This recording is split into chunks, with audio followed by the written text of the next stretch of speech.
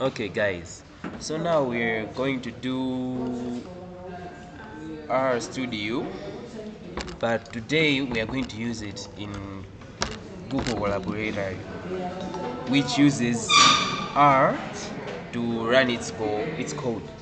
So our first task, what was our first task, Cynthia? Our first task was using data, using students' data, produce summary statistics using dtable command.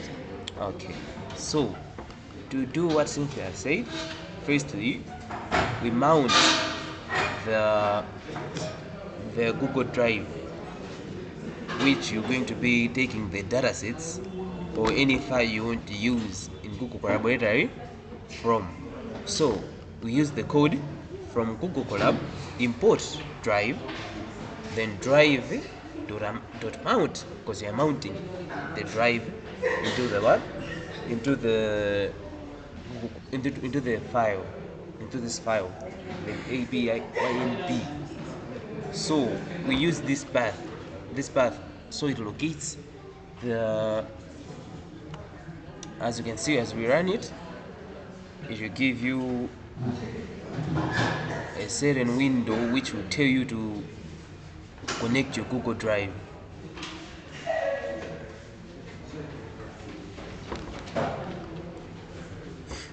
So here, when you connect the Google Drive, press continue. This is the window I was talking about. So you press continue.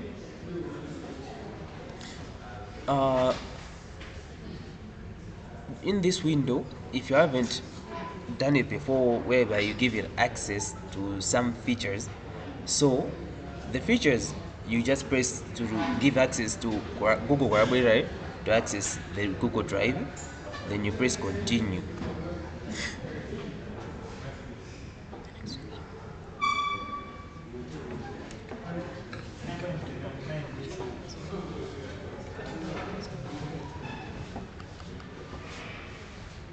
As you can see in the output section, the drive has been mounted.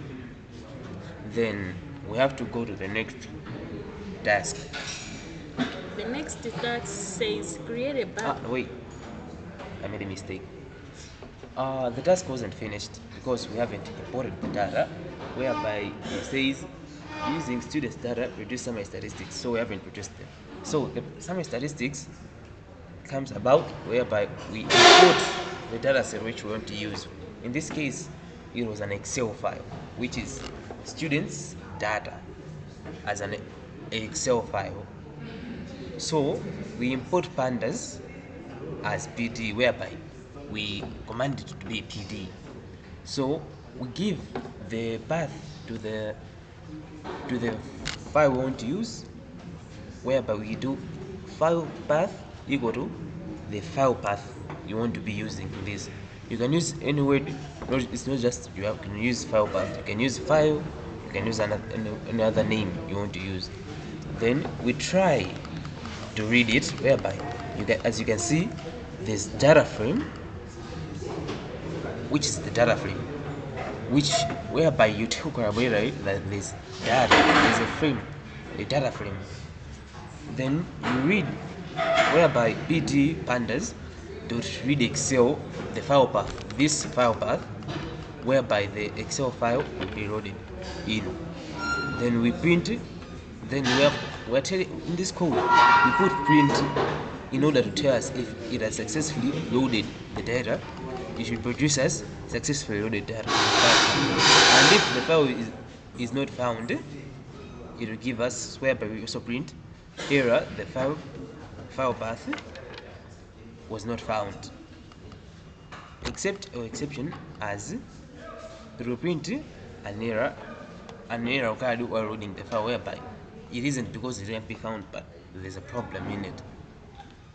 Then to produce the summary statistics, we use the commands print summary statistics of the data frame, whereby the data frame contains, right now, it contains the students' data Excel file, whereby anything that is contained in this, it's in the data frame. Then we display using df describe, which is the summary statistics, whereby it describes what is in it. and we include equal to O, whereby we tell it to give us all the data that is present in the data file. So as you can see, the output, if we run this command, then we run the summary statistics, whereby it produces the output, whereby you have all the data that is in it, whereby it shows you count, unique, as in top, value, frequencies, means, standard deviations, and the percentiles and the likes. Then the task is finished. Then the next task that we were given was create a bar graph showing the distribution of gender across family types. Okay, so to go about this, we have to know the variable labels. That's why we use this code whereby it says print data from columns, whereby the variables, they are set up in columns in the Excel file. Then we print data frame columns to list, whereby it gives you an output of the variables that are contained in this file. Then we import the matplot library byplot as PLT, so that we can plot graphs, and import Seaborn as SNS. Then as we go, as you can see, this plot figure. The figure size will be 10 by 7, and the SNS plot, whereby that's the graphs, whereby it uses count, whereby it's counting the number of, is it gender? Yes, gender across family types. Yes, gender, whereby it counts Across family types. across family types. It uses count, not average, not anything. Then the data being used is the data frame, whereby the palette is just the color. Then PLT title, whereby the plot title will be distribution gender across family types.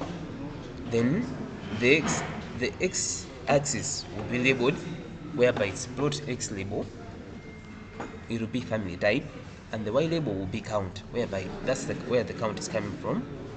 Then plot x6 rotation 45 HA right, whereby it chooses where the x-axis will be angled. Then we put the legend, whereby the title will be the gender. the gender, whereby it will show you which gender is which using the colors that will be displayed with. Then the plot will be a date layout, and the plot, it should be shown. So the output, as you can see, male is represented by blue and female is represented by green, whereby single parent family, here's how the count from our data of the students. Those who come from a single parent family with their respective genders. And as we can see, single parent family shows a medium distribution, while nuclear family is the highest, that shows highest distribution by males, and seconded by females. And lastly, the list is step family by males, that is showing the list. Okay, so what's the next task? The next task is create a heat map on AG across programs and explain the results using data notes. Okay, so to do this, we will have to first import the matplot library